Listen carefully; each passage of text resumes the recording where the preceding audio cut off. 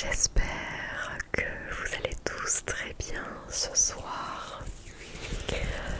Moi, je vais bien. Et je vous retrouve dans cette vidéo pour vous raconter la deuxième partie de mon petit périple, de notre petit périple à mon copain et moi en Espagne. J'espère que les bruits de la circulation qui sont en fond ne vous embêteront pas trop et que mes chuchotements pourront vous relaxer. Dans ma précédente vidéo, je vous avais raconté notre premier jour en Espagne et la randonnée que nous avions fait à la porte de Bielsa. La porte de Bielsa, à côté du tunnel de Bielsa. Une randonnée qui s'était avérée un petit peu chaotique, qui n'a pas été la meilleure randonnée de toute ma vie. Mais bon, on s'en remet.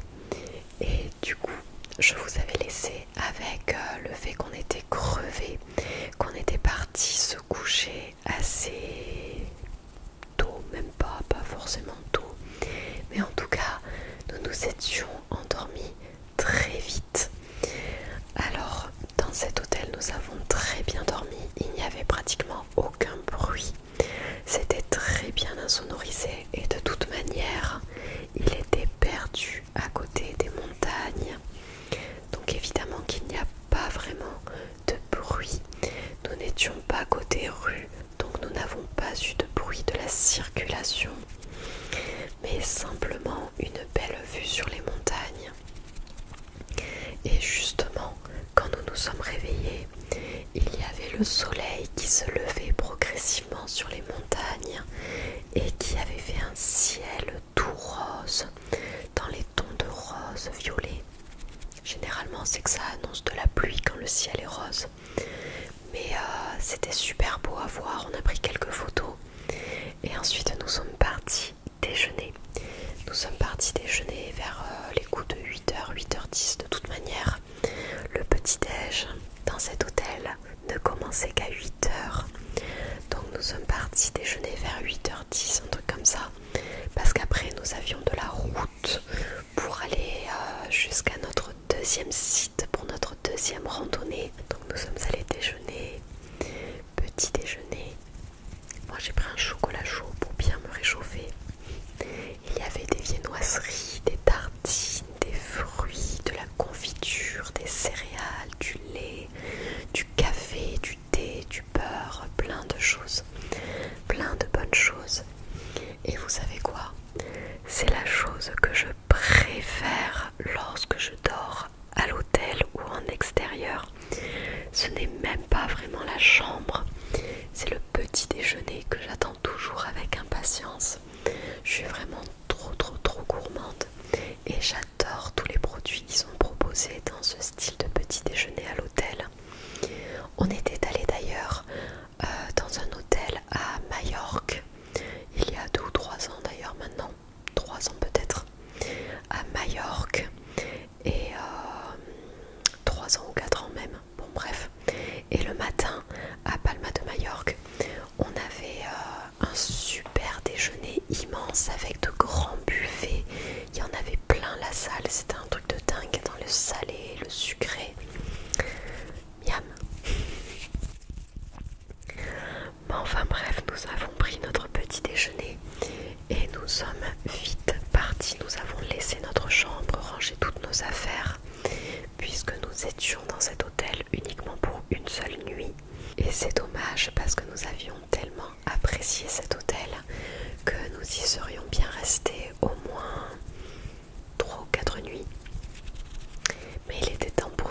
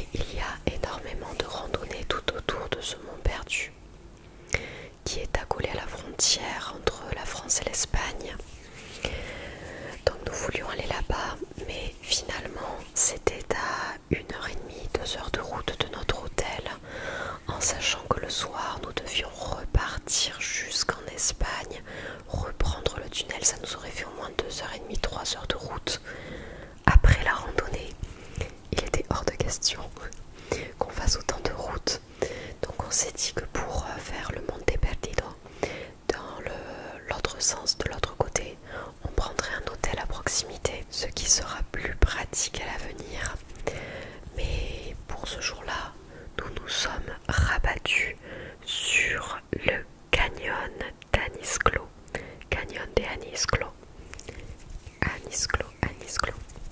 Donc c'était un canyon forcément très profond dans les montagnes, avec plein de petites bassines d'eau successives. Et ce qui est très drôle, c'est que nous avons trouvé cet endroit sur la carte qui nous disait bien, mais en fait je me suis dit petit à petit en regardant les photos que je connaissais déjà cet endroit. À force de chercher cet endroit sur internet, je me suis dit que les images m'étaient familières, et effectivement il se trouve que je suis déjà allée à cet endroit avec ma famille et surtout avec mon grand-père. C'était mon grand-père qui nous avait amenés un jour en Espagne, derrière la frontière entre la France et l'Espagne, pour aller visiter ce canyon, le canyon d'Anisclo. Et c'était drôle parce que du coup je me suis retrouvée à revoir des paysages que je n'avais pas vus depuis au moins 7-8 ans. Donc nous sommes partis jusqu'à ce canyon, sur un parking qui était à proximité de ce canyon pour commencer notre randonnée. Mais il se trouve, nouvelle galère de la journée, c'était un jour de chasse, donc quand nous sommes sortis de la voiture, nous avons entendu 2 coups de fusil successifs. On n'était pas très rassurés et un monsieur espagnol est venu nous voir pour nous dire que c'était dangereux, qu'on ne pouvait pas stationner ici et qu'on ne pouvait pas se garer par là, mais qu'il était toutefois possible de rejoindre le canyon pour le visiter depuis un village qui était situé un petit peu plus haut, à quelques kilomètres, qu'il fallait remonter la montagne et s'arrêter, stationner dans ce village, puis redescendre la montagne petit à petit jusqu'au canyon, qu'il y en avait pour à peu près 1 heure de descente, 1 heure de montée, en tout cas 1 heure de trajet pour rejoindre l'entrée du canyon. C'est ce que nous avons fait, nous sommes repartis jusqu'à ce village, nous avons stationné là-bas et nous avons commencé à descendre la montagne en suivant le sentier qui était désigné. Et effectivement, alors nous n'avons pas mis 1 heure de marche, nous l'avons fait en 40-45 minutes. Nous sommes descendus assez vite et nous avons pu rejoindre le canyon qui était super beau. C'était magnifique, nous avons pris beaucoup de photos, même s'il faisait moins beau, le temps était un petit peu plus obstrué, il était beaucoup plus nuageux que la veille, mais ça n'a pas empêché, ça ne nous a pas empêché de passer un très bon moment, de faire de très belles photos, et puis voilà quoi. Nous avions pris un petit pique-nique, donc nous avons fait une randonnée de plusieurs kilomètres. Je ne sais plus exactement combien de kilomètres on avait marché pour ces 2 jours, mais c'était beaucoup, hein, c'était pratiquement 20 km par jour. Donc nous avons marché, nous avons visité les petits coins et recoins, pareil, il n'y avait personne, c'était vraiment bizarre parce que quand j'y étais allée avec mon grand-père, c'était en plein été, c'était il y a 7-8 ans, durant un été, et il y avait beaucoup de monde dans ce canyon. Là il n'y avait personne, nous avions le canyon pour nous tout seuls, et nous nous sommes posés pas très loin, avec une vue justement sur le canyon, pour prendre notre petit pique-nique. Nous avons pique-niqué et ensuite nous sommes repartis. Par contre la montée était beaucoup plus ardue que la descente, vous vous doutez bien. Donc on a dû mettre... Remarque, on est monté rapidement, je pense qu'on a mis entre 40 et 45 minutes pour remonter aussi. Donc on avait un rythme assez soutenu et nous sommes remontés jusqu'à la voiture. Et en reprenant la voiture, nous nous sommes simplement arrêtés à Bielsa, justement pour faire quelques petites courses. Et parce que vous savez qu'en Espagne, forcément, je ne vous apprends rien, c'est beaucoup moins cher, notamment pour la lessive parfois, pour gel douche, des trucs comme ça, des conserves, des pâtes, des trucs. Il y a certains produits en tout cas qui sont moins chers en Espagne qu'ailleurs. Et puis bien sûr pour faire le plein d'essence. Donc nous nous sommes arrêtés pour faire le plein et pour faire quelques petites courses avant de reprendre le tunnel et de repartir. Alors nous n'avons pas acheté de cigarettes et tous ces trucs. On ne fume pas, ni mon compagnon ni moi. Moi je n'ai jamais fumé de ma vie. Et on n'a pas pris d'alcool, quoique si. Il faut savoir que mon compagnon est un grand fan de rhum arrangé. Et il en fait d'ailleurs lui beaucoup avec des goûts farfelus. À chaque fois lui il fait des trucs farfelus. Mais nous avons beaucoup de rhum arrangé à la maison. Et il en avait trouvé un à la noix de coco. Dans cette petite boutique de Bielsa, donc il l'a acheté. Mais c'est le seul alcool qu'on avait. On a acheté après que des choses dont on avait besoin à la maison. Justement, je vous ai ramené quelques petits trucs pour faire un peu de bruit. Nous avons acheté un grand flacon de Sanex, de gel douche Sanex. Ce qui est drôle, c'est qu'à chaque fois chez mes grands-parents, je retrouve ces gros trucs Sanex. Parce que comme ils habitent juste à côté de l'Espagne, ils en achètent tout le temps. Donc je connais l'odeur par cœur. Je suis pas tellement fan d'ailleurs de l'odeur du gel douche Sanex. Mais là, bon, on va pas faire les difficiles, il n'était vraiment pas cher donc nous l'avons pris. Termo Cuidado refuerza la barrera protectora de la piel. Natural pH Restore. Pourquoi je le dis en espagnol? Ça c'est de l'anglais. Natural pH Restore. Sanex. Et ce qui est le plus drôle, c'est que pendant que nous faisions nos petites samplettes dans Bielsa, forcément, quoique non, il y avait beaucoup de français. J'allais dire forcément on entendait parler espagnol.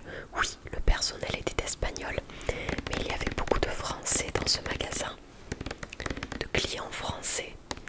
Et à un moment, j'étais avec mon copain, je sais pas, on était en train de regarder, je crois, le prix de la lessive en France pour essayer de le comparer avec le prix qu'on avait devant nous en Espagne.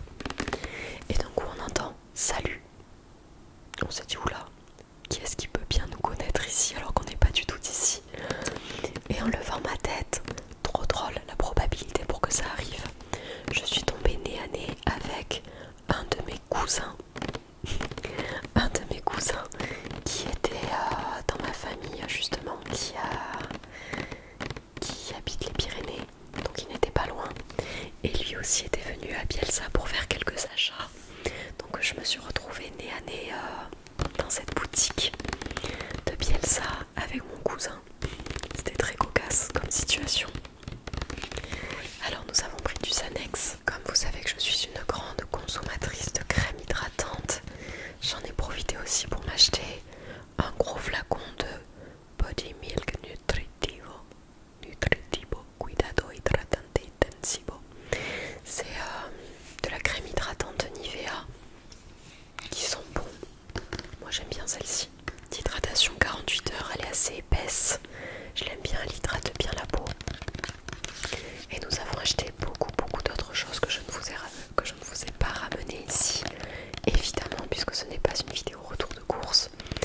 Mais nous avons acheté des bonbons, des pâtes, des petites... qu'est-ce que j'avais pris? J'avais pris des paquets de gâteaux, des petites gaufrettes que mes grands-parents adorent. J'ai pris bien sûr le fameux Toblerone.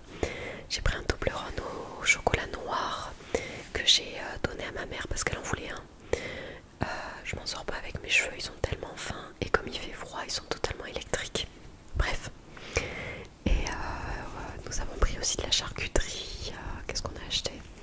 Mon copain s'est acheté en masse des boîtes de conserve de moules cuisinées parce que lui il adore ça, les fruits de mer cuisinés. Vous savez les petites boîtes de conserve de sardines, d'anchois, tout ça. Enfin ça, lui il adore ça, moi j'aime pas trop. Mais il en a pris pas mal. Et ensuite nous avons repris la voiture pour partir chez mes grands-parents qui habitent dans les Pyrénées, dans les Hautes-Pyrénées. Et nous y avons passé 2 jours. randonnée aussi lundi et mardi, puisque moi je suis en vacances et mon copain avait pris quelques jours. Et ce qui est top, c'est que ma mère avait pu prendre aussi quelques jours, donc ma mère était là-bas. Donc j'étais super contente, on a pu passer de bons moments tous ensemble. Et le lendemain, comme si ce n'était pas assez pour nos jambes, nous sommes repartis en randonnée. Mais cette fois-ci dans la vallée où vivent mes grands-parents, dans les Pyrénées françaises. Nous avons fait une randonnée, sauf que nous nous y sommes pris assez tard. Cette fois-ci on y était avec ma mère et on s'est retrouvés dans la brume la plus totale. Lorsque nous sommes arrivés pratiquement au sommet, nous étions dans une brume épaisse, un brouillard où on ne voyait plus à 3-4 mètres. Heureusement, le sentier, le chemin était assez large et il était impossible de se perdre quoi. Donc on a continué à avancer.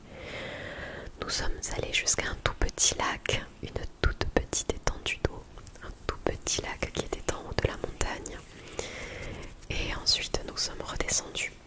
C'était rigolo parce qu'il y avait toutes sortes de choses en liberté. Il y avait des vaches, il y avait des brebis, il y avait des chevaux dans cet endroit.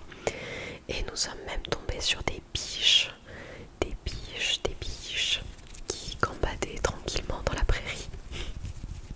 Donc c'était assez sympa. Là il y avait un petit peu plus de monde sur les sentiers, donc nous avons croisé des gens. Mais bizarrement, une fois qu'il y avait du brouillard, on ne croisait plus personne. Donc je pense que tous les gens avaient prévu de revenir de leur randonnée bien avant nous. Et on s'est retrouvés seuls dans ce brouillard.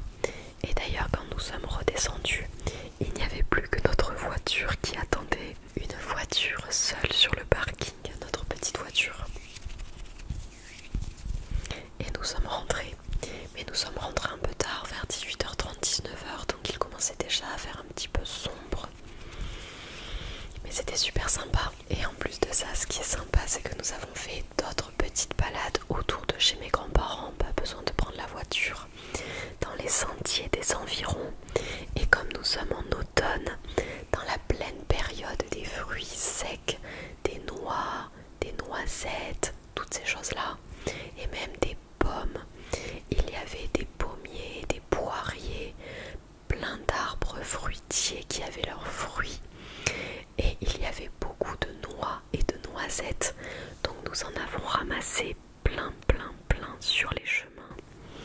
C'était trop sympa. Donc nous avons récupéré des pommes. J'ai récupéré les petites pommes pour vous les montrer. Alors ce sont des pommes qui ont bien sûr des petits défauts, qui ne sont pas très propres étant donné qu'elles viennent de la montagne. Mais c'est le style de pommes que l'on peut utiliser pour faire des pommes au four. Des pommes au four. Et d'ailleurs, mon copain en a pris 4 hier pour nous faire des pommes au four en dessert. Il suffit juste de les nettoyer correctement, de retirer le trognon, le centre, et après vous mettez du beurre, du sucre ou de la cassonade, un petit fond d'eau, et puis vous mettez ça au four et ça vous fait une pomme, une petite compotée de pommes super sympa et super bonne. Donc nous avons ramassé des pommes, mais aussi des noix. J'en ai pris quelques-unes pour vous faire un petit peu de bruit. Mais nous avons ramassé pratiquement 20 kilos de noix tellement qu'il y en avait. On en a ramassé des sacs et des sacs pour nous les partager. Oh, j'en ai une qui est en train de se faire la malle. Pour nous les partager et pouvoir les utiliser durant l'année pour faire des brownies, des cookies aux noix. On en met aussi dans nos salades d'endives. Il y a plein de choses à faire avec les noix ou juste à picorer comme ça. Si vous saviez, il y avait tellement de noyers dans la montagne et personne n'avait ramassé les noix sur les sentiers. Du coup on en a pris plein, au plus que l'on pouvait. On y a passé je crois 2 heures à les ramasser pratiquement. Et elles sont super bonnes. Donc des petites noix, des petites noix, des petites noix. Et aussi des petites noisettes. Alors les noisettes, moi je n'aime pas trop ça. Mais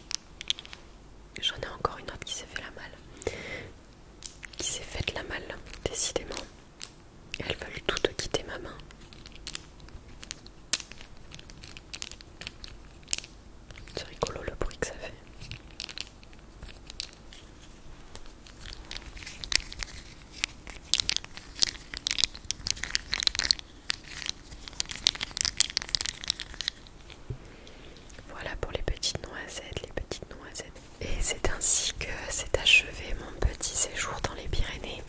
Après, nous sommes rentrés chez nous. Et c'est ainsi que va s'arrêter cette vidéo. J'espère que toutes mes petites aventures, mes petits chuchotements auront pu vous relaxer. J'espère vraiment que mes vidéos peuvent être relaxantes pour vous, c'est le but en tout cas.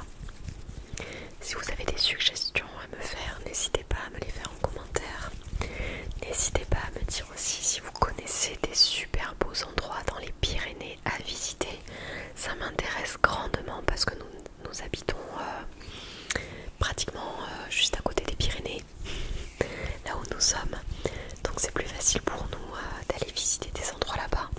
Donc si vous connaissez des choses dans le coin,